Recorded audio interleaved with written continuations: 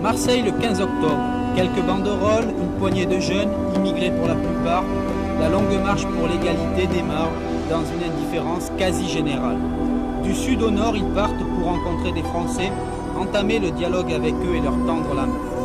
C'est ici, à Vénissieux, aux Minguettes, qu'est né ce pari insensé. Une démarche pacifique, une marche antiraciste, en dépit des brimades, des ratonnades et des crimes commis dans les banlieues. Du sang et des larmes, les immigrés en ont trop versé, et pourtant c'est par la sueur qu'ils décident de riposter, pas par la violence. C'est une lutte non violente, et on découvre à quel point on est plus armé qu'en étant violent. On dit marcher, être non violent.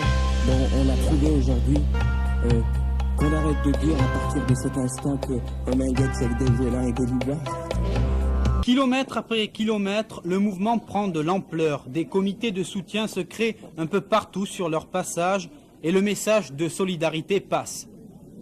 Il y a eu des accueils très chaleureux premièrement et bon, par rapport aux réactions, je sais pas comment dire, racistes, il y en a eu 3 ou 4, mais vraiment minime, hein, c'est pas... Strasbourg, le tournant. Cette fois, ça y est, le pari est définitivement gagné.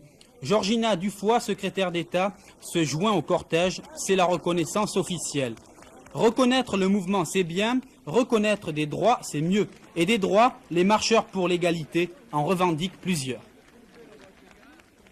Les jeunes, sans faire du sectarisme, les filles immigrées, la condition des filles immigrées, les revendications du droit de vote, de la carte informatisée, en fait, ça englobe toutes les revendications propres aux immigrés. Paris, 3 décembre, 100 000 personnes entre la Bastille et Montparnasse. Les partis de gauche et d'extrême gauche sont venus parcourir les derniers kilomètres. Les syndicats, les organisations humanitaires, les associations de rapatriés, les institutions juives, catholiques, musulmanes sont également représentées. Seule l'extrême droite boycotte, elle ne veut pas s'associer à, je cite, une poignée de voyous. 100 000 personnes cet après-midi à Paris, le premier jour à Marseille, ils étaient 32 très précisément.